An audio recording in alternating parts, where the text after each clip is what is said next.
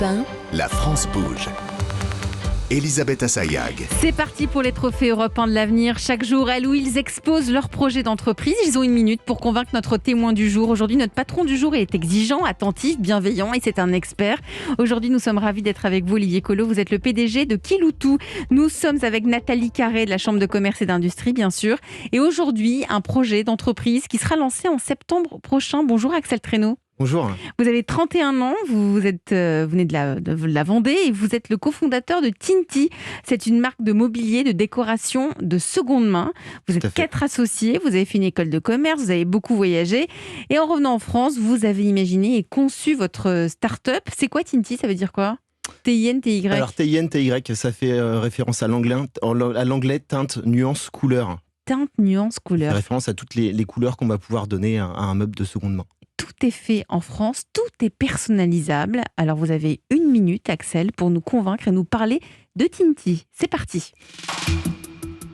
Alors Tinti, entreprise d'insertion, développe un site de vente en ligne de mobilier de seconde main spécialisé dans le relooking et la personnalisation.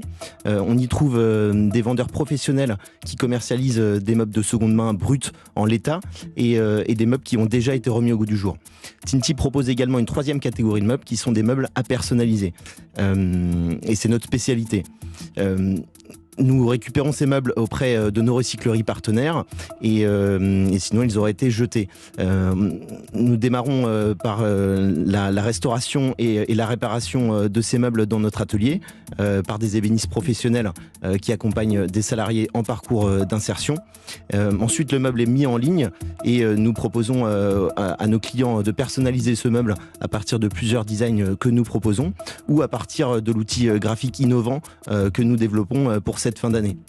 Ensuite, le client a deux possibilités, soit faire transformer le meuble par notre atelier, soit se faire livrer le meuble réparé et poncé d'un côté et les peintures papier peint de l'autre, avec un tutoriel pour les réaliser chez lui. Merci Axel, nous avons entendu le gong. Bravo pour votre pitch, le pitch de Tinti. Très important de commencer donc par c'est une entreprise d'insertion. On va y revenir. Nathalie Carré, vous êtes en charge de l'entrepreneuriat à la Chambre de commerce et d'industrie. Vous étudiez chaque jour les projets d'entreprise qui nous viennent ici à la rédaction d'Europe 1 pour la France Bouge. Quelles sont les forces et les faiblesses selon vous de Tinti, Nathalie? On est nombreux quand on veut aménager une pièce ou changer de meuble à regarder Pinterest et autres réseaux sociaux et on est nombreux à trouver super joli le buffet de mamie modernisé. En plus, quand on regarde une vidéo YouTube sur comment faire, ça a l'air hyper simple et trop cool. En fait, pas du tout. À chaque vidéo, une information différente de la vidéo d'avant, parfois une information contradictoire. Alors, on ponce ou on ponce pas avant de peindre? Telle est la question. C'est là que vous arrivez pour nous prendre par la main. Merci, et comme vous êtes en campagne de financement participatif, on espère que ce projet prendra vie, il aidera vraiment beaucoup de monde, d'autant que votre projet comporte un aspect social important. Alors, quelques points de suggestion pour la suite. L'entreprise est encore en construction. Alors, 4 sujets essentiels sur lesquels d'autres entreprises se sont heurtées. D'abord, l'approvisionnement en meubles. Vous n'intervenez pas du côté des jeteurs, entre guillemets, mais du côté des acheteurs. Donc, plus votre modèle va fonctionner, plus vous aurez un souci de stock. Vous avez prévu de vous approvisionner auprès de recycleries partenaires. Mais en tant que particulier, a-t-on le réflexe de donner à une recyclerie? J'en sais rien. Ça demande beaucoup d'efforts. Il faut trouver celle qui acceptera vos meubles. Ensuite, il faut attendre qu'elle puisse venir le chercher. Il faut payer l'enlèvement. Ça va plus vite de déposer le meuble sur le trottoir. Et l'armoire normande ou bretonne, ça marche aussi. De mamie qui pèse 200 kilos. Ou le buffet de 3 mètres de long en merisier bien brillant. Souvent, les recycleries ne les prennent pas. Or, rénover et relooker, on adore.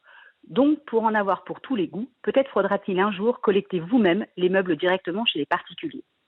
Deuxième point, le recrutement de professionnels. Les ébénistes sont très sollicités et chers. Comment allez-vous les attirer?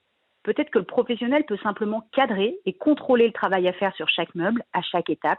Et ce sont vos salariés en insertion qui font. Ce qui veut dire peu d'heures par semaine. Et ça pourrait être un enseignant de CFA, par exemple, qui ferait ça, plus disponible peut-être qu'un ébéniste en activité. Troisième point, le prix. On se tourne vers la seconde main pour des raisons écologiques, certes, mais aussi pour le prix abordable. Or, vous allez acheter des meubles auprès des recycleries. Vous allez payer le personnel et les fournitures pour la rénovation et la personnalisation. Ce qui veut dire qu'une table en merisier ou une commode qu'on peut trouver sur le Bon Coin pour 60 €, une fois passée chez vous, va peut-être arriver à 500 €. En tout cas, c'est ce qu'on peut déduire de votre campagne de financement participatif. Et là, 500 €, ça peut faire hésiter les personnes qui cherchent à faire des économies. D'autant qu'il y aura aussi la livraison. Vous pourriez peut-être prévoir 2 gammes. Le sur-étagère, comme en magasin, vous proposez des produits, on achète ou pas, mais le prix reste intéressant. Ou le sur-mesure. On vous envoie une photo du meuble qu'on cherche, vous le dénichez, vous le rénovez. Et dans ce cas, le prix est plus élevé puisqu'on paye le temps qu'on économise. Et justement, le dernier point, c'est la logistique. Votre métier est surtout un métier de logistique. Collecter les meubles, les entreposer, les livrer. Et comme vous êtes sur une plateforme en ligne, c'est pour la France entière. Vu que tout ça a un coût et qu'il est de plus en plus élevé, il va falloir innover. Peut-être un partenariat avec Conteneur Privé que nous avons reçu à la France Bouge et qui a beaucoup travaillé sur ce sujet. Oui, c'est vrai. Voilà, quelques idées pour mettre toutes les chances de votre côté et pour que Tinti devienne l'ami des meubles délaissés qui méritent d'être relookés et aimés pour une nouvelle vie dans une nouvelle famille. Merci Nathalie Carré pour vos précieux conseils. Axel, comment vous réagissez ? Il y a plein de choses. Alors, vous allez pouvoir le réécouter. Il y a un podcast sur europe1.fr, vous allez pouvoir le réécouter.